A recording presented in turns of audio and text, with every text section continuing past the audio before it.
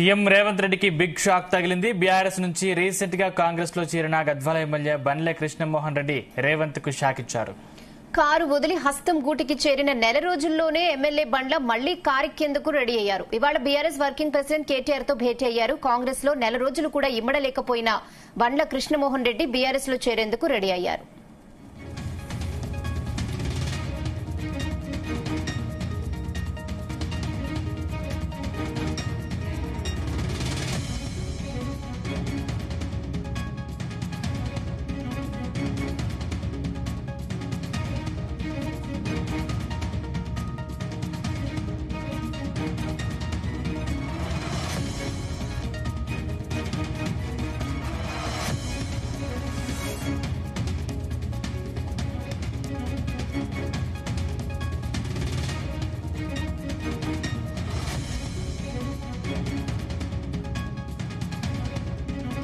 ఇక సీఎం రేవంత్ రెడ్డికి big shock తగిలింది. బీఆర్ఎస్ నుంచి రీసెంట్ గా కాంగ్రెస్ లో చేరిన గద్వాల ఎమ్మెల్యే బండ్లె కృష్ణమోహన్ రెడ్డి రేవంత్ కు షాక్ ఇచ్చినట్టు తెలుస్తుంది. ఇదే అంశానికి సంబంధించిన మరింత పూర్తి సమాచారం మా బ్యూరో చీఫ్ నరేందర్ అందిస్తారు. Narender, right Sandeep, BRS party నుంచి ఇప్పటి వరకు 6 ఎమ్మెల్సీలు, అదేవిధంగా 10 మంది ఎమ్మెల్యేలు కాంగ్రెస్ గూటికి చేరిన విషయం తెలిసిందే.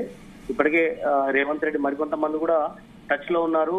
గేట్లు మొత్తం ధరిస్తే బీఆర్ఎస్ పార్టీలో ఆ 4 తప్ప మిగతా వాళ్ళందరూ కూడా వస్తారని ఇప్పటికే రేవంత్ రెడ్డితో పాటు బట్టి విక్రమార్క, ఉత్తమ్ కుమార్ రెడ్డి పలు సందర్భంలో చెప్పినటువంటి విషయాన్ని మనం చూస్తున్నాం. అయితే చివరిగా ఈ మధ్య కాలంలో చేరినటువంటి గద్వాల ఎమ్మెల్యే బండ్ల కృష్ణమోహన్ రెడ్డి మళ్లీ తిరిగి తన సొంత గూటికి వస్తున్నట్టుగానే మనకు అర్థమవుతుంది.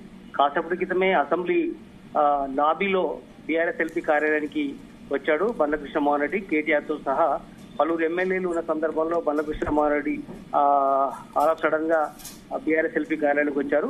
అయితే ఆయన లోపల ఉన్నంతసేపు మాట్లాడుకున్నారు. దాని తర్వాత బయటకు వచ్చిన సందర్భంలో మీడియాతో కూడా కాసేపు మాట్లాడారు. అంటే నేను కాంగ్రెస్ ఆనాడు కట్టుకున్నటువంటి కండువా కాంగ్రెస్ కండువా కాదు, అది వేరే దేవుని కండువా అంటూ కూడా ఆయనే నవ్వుతూ మాట్లాడుతూ వెళ్లిపోయినటువంటి సందర్భం అవుతుంది. అంటే ఖచ్చితంగా ఆయన తిరిగి స్వగృహకు, అంటే తన ఇంటికి మనం వచ్చినట్టుగా భావిస్తున్నారు బీఆర్ఎస్ పార్టీకి సంబంధించిన వాళ్ళు. ఇప్పుడు మొత్తం 10 మంది ఎమ్మెల్యేలు వెళ్లిపోయిన నేపథ్యంలో ఇప్పుడు ఈయన రిజర్వేషన్కి వస్తే 9 మంది ఎమ్మెల్యేలు మాత్రమే బీఆర్ఎస్ ఎమ్మెల్యేలు చేరినగా మనం భావించాల్సి ఉంటుంది. అయితే వాస్తవానికి ఆయన ఉమ్మడి మహబూబ్ నగర్ సంబంధించినటువంటి ఎమ్మెల్యేగా ఉన్నాడు. రేవంత్ రెడ్డి ఏరియా నుంచి ఆయన పార్టీ మారడం అనేది ఆయన ఖచ్చితంగా కాంగ్రెస్ పార్టీ ఒక బలంగా చూసింది. దాంతో పాటు మరొక ఎమ్మెల్యే కూడా ఉన్నాడు, ఆయన కూడా ఎప్పుడైనా చేరొచ్చు అని కూడా ఇప్పటికే లీక్ లిస్ట్ లో వచ్చారు. కానీ ప్రజెంట్ ఉన్నటువంటి కృష్ణమోహన్ రెడ్డి మాత్రం ఆయన అక్కడ వివిధ రాజకీయ అంశాలు ఆయనకు ఇబ్బందిగా మారాయని ఒక ఇష్యూ. అదే సమయంలో కొంత అలకబూరినాడు కాంగ్రెస్ పార్టీలో చేరినా కూడా అక్కడ సరైనటువంటి ప్రాధాన్యత లభించకపోవడం వల్లే ఆయన మళ్ళీ బీఆర్ఎస్ పార్టీలోకి రావడానికి ఇంట్రెస్ట్ చూపిస్తున్నారు అన్నటువంటి ఊహాగానాలు అయితే మనకు అందుతున్నాయి. అందుకని ఆయన చెప్పాడు క్లియర్ గా, ఆయన ఆల్రెడీ పార్టీ మారాడు, రేవంత్ రెడ్డి పోయి కలిశాడు, కండువ కప్పుకున్నాడు. గడిచిన మనం చూస్తున్నాం అసెంబ్లీ సమావేశాలు జరగబట్టి 5 రోజులు అవుతుంది. 5 రోజుల్లో కూడా ఏనాడు కూడా బీఆర్ఎస్ ఎల్పీ కార్యాలయానికి రాలేదు, కేటీఆర్ కలవలేదు, హరీష్ రావుతో ఏనాడు ఆఫీస్కి రాలేదు. కేసీఆర్ మొన్న వచ్చిన సందర్భంలో కూడా బడ్జెట్ సమావేశంలో ఆయనకు రిసీవ్ చేసుకునే సందర్భంలో కూడా బండ్ల కృష్ణమోహన్ రెడ్డి కనపడలేదు. కానీ ఇప్పుడు ఆల్ ఆఫ్ సడన్ గా బీఆర్ఎస్ ఎల్పీ కార్యాలయానికి రావడం ఏంటి అనేది ఇప్పుడు అందరి మధ్యలో తెలిసిన ప్రశ్న. ఇక్కడ ప్రధానంగా ఆయన ఒక రీజన్ కూడా చెప్తున్నారు వీటితో పాటు. వాస్తవానికి అక్కడ డీకే అరుణతో, ఎందుకంటే ఉమ్మడి మహబూబ్ నగర్ జిల్లాలో బీజేపీ ప్రజెంట్ ఎంపీగా ఉన్నటువంటి డీకే అరుణతో పాత కోర్టు కేసుల విషయం బీఆర్ఎస్ సంబంధించినటువంటి లీగల్ టీము చూస్తూ ఉండేది. బట్ దానికి సంబంధించినటువంటి విషయం మాట్లాడడానికి వచ్చానని మొదట్లో ఆయన చెప్పాడు. దాని తర్వాత నేను వేసుకుంది కండువా కాంగ్రెస్ కండువా కాదని కూడా మరో సందర్భంలో చెప్పుకుంటూ వచ్చి వెళ్ళారు. అంటే ఆయన మాటలోనే కొంత కన్ఫ్యూజన్ అయితే కనిపిస్తోంది. కానీ స్పష్టత కోసం మాత్రం మనం చూడాల్సిన అవసరం ఉంది. ఆయన ఒక మాట కూడా చెప్పాడు, కేసీఆర్ ని త్వరలోనే కలుస్తాను. ఖచ్చితంగా కేసీఆర్ ను మళ్ళీ తిరిగి కండువా కప్పించుకునేందుకు వెళ్తాడా, లేదంటే వేరే రీజన్ తో ఆయన వెళ్తాడా? కానీ మనకున్న సమాచారం ప్రకారం ఆయన కొంత అసంతృప్తితోనైతే కాంగ్రెస్ పార్టీ పోయినప్పటి నుంచి ఉన్నాడు. రేవంత్ రెడ్డి ఏదో ఒక ఆస్యూరెన్స్ తో పిలిచాడు, కానీ దాని తర్వాత ఆయన సరైనటువంటి ఆస్యూరెన్స్ లభించలేదు అనేది ఉంది. ఏ రకమైనటువంటి ఆస్యూరెన్స్ అనేది మనకు తెలియాల్సిన అవసరం ఉంది.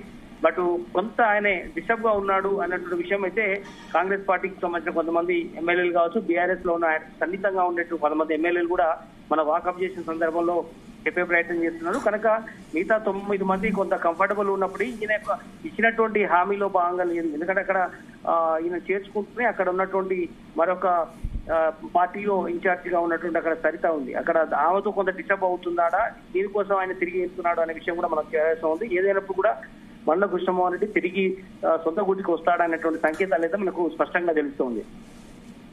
ఎస్ నరేందర్, ఇప్పటి వరకు బీఆర్ఎస్ నుండి పార్టీని వీడే వాళ్ళనే చూసాం. సో ఈ పరిణామంతో బీఆర్ఎస్ లో జోష్ పెరిగింది అనుకోవచ్చా?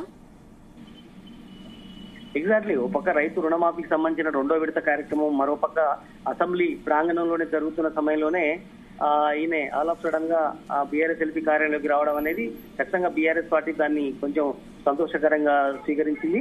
ఈయన ఒక్కడే కాదు, ఒకరిద్దరు ఎమ్మెల్యేలు కూడా మళ్ళీ తిరిగి రావడానికి ఇంట్రెస్ట్ గా చూపిస్తున్నారు, మాకు టచ్ లో ఉన్నారు అనే విషయాన్ని అయితే బీఆర్ఎస్ పార్టీకి సంబంధించినటువంటి సీనియర్ లీడర్లు చెప్తున్నారు. చూడాలి మరి ఈయన వరుసలోనే మరి కొంతమంది ఎవరన్నా వచ్చే అవకాశం ఉందా, ఈయన ఒక్కడే రాబోతున్నాడా అనే విషయం మనకు తెలియాల్సిన అవసరం ఉంది. ఏదైనప్పుడు కూడా బండ్ల కృష్ణమోహన్ రెడ్డి కొద్దిగా మృదు స్వభావిగా చూడాలి, కాంట్రవర్సీకి ఏమైతే కాదు.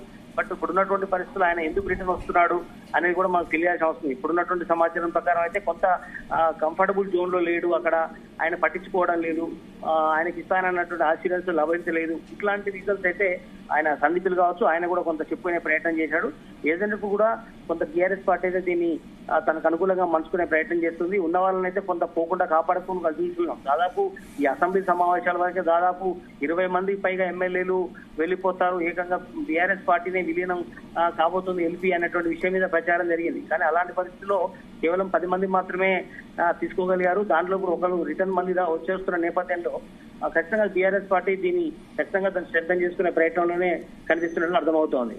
నరేంద్ర, అంటే బీఆర్ఎస్ నుంచి చేరిన వారికి 2 మంత్రి పదవులు దక్కే అవకాశం ఉన్నట్లు అప్పట్లో వార్తలు వచ్చాయి. మళ్ళీ కాంగ్రెస్ లో వర్గ విభేదాల వల్ల, అంతర్గత విభేదాల వల్ల బీఆర్ఎస్ వారికి మంత్రివర్గంలో చోటు లేదని కాంగ్రెస్ నేతలు తేల్చి చెప్పారు. అంటే ఈ నేపథ్యంలోనే ఆయన బయటికి వచ్చారనుకోవచ్చా? అంటే ఈ పరిణామాన్ని ఎలా చూడాలి? ఖచ్చితంగా బండ్ల కృష్ణమోహన్ రెడ్డి విషయంలో అయితే మాత్రం అక్కడ మంత్రి పదవి ఆశ చూపి తీసుకున్నారనేది మాత్రం మనం కరెక్ట్ గా చెప్పలేము. ఎందుకంటే ఆల్రెడీ ఉమ్మడి మహబూబ్నగర్ జిల్లాలో ముఖ్యమంత్రి ప్రాతినిధ్య రేవంత్ రెడ్డి చేస్తున్నారు. అదే సమయంలో అక్కడ ఆల్రెడీ జూపల్లి కృష్ణారావు కూడా అదే ఉమ్మడి మహబూబ్నగర్ సంబంధించినటువంటి వ్యక్తి కనుక 3వ అవకాశం అయితే లేదు అక్కడ. కనుక బండ్ల కృష్ణమోహన్ రెడ్డి వేరే రీజన్ వల్ల అంటే నీకే భవిష్యత్తులో టికెట్ ఇస్తామని చెప్పడం, అదే విధంగా వివిధ రకాల ఆర్థిక సంబంధమైనటువంటి అంశాల్లో కొంత వెసులుబాటు కల్పించడం, కొంత వేరే అంశాల మీద ఆయనకు ఆక్సిడెంట్స్ ఇచ్చినట్టు కూడా మనకు తెలుస్తోంది. కానీ అది ఆ ఆక్సిడెంట్స్ కూడా సరైన ఫుల్ఫిల్ కాలేదు, అందుకనే వెళ్ళిపోతున్నాడు అనే ఒక మాట వినపడుతుంది. అదే విషయంలో ఇప్పుడు హైకోర్టు కోర్టు కూడా మెట్లెక్కినటువంటి సందర్భాన్ని మనం చూసాం. బీఆర్ఎస్ పార్టీ ఇప్పటికే దాన నాగేందర్తో పాటు కడియం శ్రీహరి, తెల్ల వెంకట్రావు లాంటి ఎమ్మెల్యేల మీద ఇప్పటికే హైకోర్టుకు వెళ్ళింది. అందరి మీద కూడా చర్యలు ఉంటాయని ఇప్పటికే బీఆర్ఎస్ పార్టీ పలు సందర్భంలో హెచ్చరిస్తూ వస్తోంది. కనుక ఇట్లాంటి అంశం మీద కూడా కొంత ఆయన వెనక తగ్గాడా, లేదంటే ఇప్పుడు మనం ఇంతకుముందు చెప్పుకున్నట్టుగా కాంగ్రెస్ పార్టీ ఇచ్చినటువంటి హామీలో భాగంగా పీపీలు కాకపోవడం వల్ల రిటర్న్ వస్తున్నాడని మనం పూర్తి స్థాయిలో మనకు కాసేపటి తర్వాత తెలిసే అవకాశం ఉంది. ఇప్పుడున్న సమాచారం ప్రకారం ఆయన ఖచ్చితంగా సొంత గూటికి బీఆర్ఎస్ పార్టీకి రావడం ఖాయమనేటువంటి సంకేతాలు అయితే మనకి వినిపిస్తున్నాయి. Right, thank you Narender.